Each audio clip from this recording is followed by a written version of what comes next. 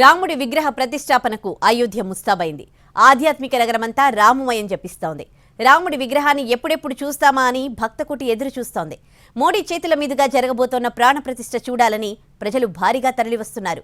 దీనిపై మరిన్ని వివరాలు మా ప్రతినిధి శర్మ అందిస్తారు. రామ జన్మభూమి అయోధ్య మహానగరం రామ్లల్లా విగ్రహ ప్రతిష్టాపనకు ముస్తాబయింది. అయోధ్యలో రామ విగ్రహ ప్రతిష్టాపన కోసం జనం తండోపతండాలుగా తరలి వస్తున్నారు. మనం చూస్తున్నాం, ఇదే రామ జన్మభూమి రాముని ఆలయం. ఏదైతే రాముని జన్మస్థలం ఉందో అక్కడే ఆలయాన్ని నిర్మించారు. ఇదే ఆలయం కొత్తగా నిర్మించినటువంటి ఈ ఆలయంలోనే బాలరాముణ్ణి ప్రతిష్ఠించబోతున్నారు. ఈ నెల 22వ తేదీన బాలరాముని ప్రతిష్టాపన మహోత్సవ కార్యక్రమం జరుగుతోంది. దేశ విదేశాల నుంచి ప్రత్యేకంగా అతిథులు ఇక్కడికి వస్తున్నారు. ఈ అయోధ్య మహల్లో 5 ప్రధానమైనటువంటి క్షేత్రాలు. అందులో మనము ఇప్పుడు ఇక్కడ ఈ ప్రాంతంలో నిలబడి ఉన్నాం. ఇదే రాజద్వార్. ఈ రాజద్వార్ మార్గమే మొదట త్రేతాయుగంలో రాముడు ఈ రాజద్వార్ మార్గం నుండే లోపలికి వెళ్ళేవాడట. ఇదే రాజ దర్బార్ అని కూడా పిలిచేవారు. ఈ రాజ ద్వారాన్ని 500 ఏళ్ల కిందట ప్రతాప్ సింగ్ ఆయన దీన్ని మళ్ళీ పునరుద్ధరించారని చరిత్ర చెబుతున్నటువంటి పరిస్థితి. అలాగే ఈ రాజద్వారం మార్గం నుంచి లోపలికి వెళ్ళేటువంటి క్రమంలో మధ్యలో హనుమాన్ గడి మనకు కనిపిస్తోంది. హనుమంతుడు త్రేతాయుగంలో ఈ అయోధ్య నగరానికి రామరాజు ఇక్కడికి చేరుకున్న తర్వాత సీతతో కలిసి రాముడు ఈ అయోధ్య ప్రాంతానికి చేరుకొని పట్టాభిషేకం అయిన తర్వాత హనుమంతుడు ఇక్కడే ఆయన ఉండేవాడట. అందుకే ఇది హనుమాన్ గడి అనే పేరుంది. చాలా ప్రాశస్త్యం కలిగినటువంటి ఈ దేవాలయం. భక్తులు కూడా ఈ హనుమాన్ గడికి తండోపతండాలుగా వెళుతూ ఉంటారు. చాలా ప్రాశస్త్యం కలిగినటువంటి ఈ ఆలయాన్ని మనం చూస్తున్నాం. రాముని తండ్రి దశరథ రాజుకు సంబంధించినటువంటి మహల్.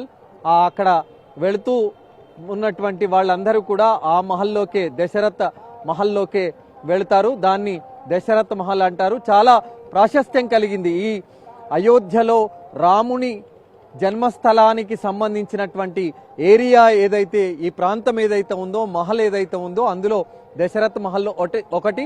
దానికి సమీపంలోనే ఒక 100 మీటర్ల దూరంలో మనకు ఆ ట్యాంక్ ఏదైతే వాటర్ ట్యాంక్ కనిపిస్తుందో దాని వెనకాల కనక భవన్ అని ఉంటుంది.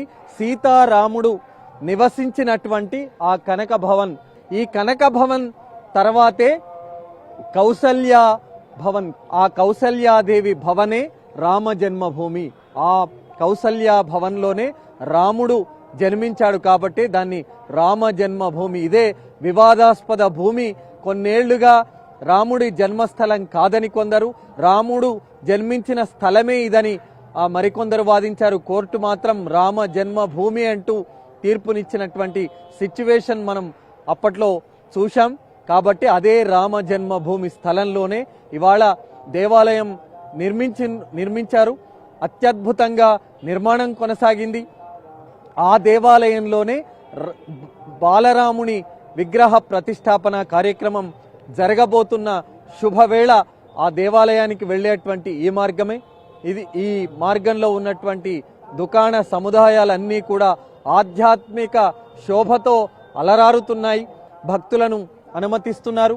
ఆ బాలాలయం వరకు వెళ్ళి దర్శనం చేసుకొని బయటికి వస్తున్నారు. ప్రతిష్టా మహోత్సవ కార్యక్రమం తర్వాత ప్రధాన ఆలయం ఏదైతే కొత్తగా నిర్మించినటువంటి ఆలయం ఉందో అందులోకి అనుమతిస్తారు. ఇవాళ ప్రధానమైనటువంటి ఘట్టం గణపతి పూజతో కార్యక్రమం ప్రారంభమవుతుంది.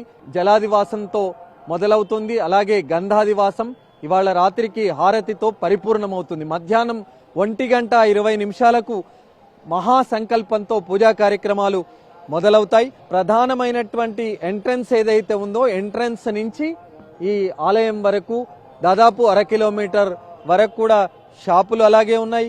అలాగే మధ్య మధ్యలో కారిడార్లో ప్రత్యేకంగా ఇంకా పనులు కొనసాగుతున్నాయి.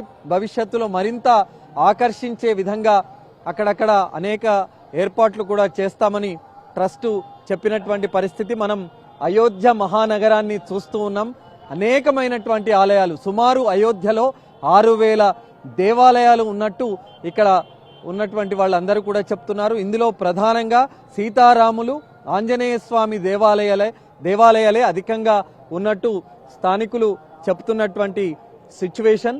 బాలరాముని విగ్రహ ప్రతిష్టాపన మహోత్సవ కార్యక్రమం విశేషంగా జరగబోతున్న తీరు మనకిక్కడ కనిపిస్తోంది. కెమెరామెన్ అనుదీప్ శర్మతో కలిసి అరవింద్ శర్మ, ఎన్టీవీ, అయోధ్య.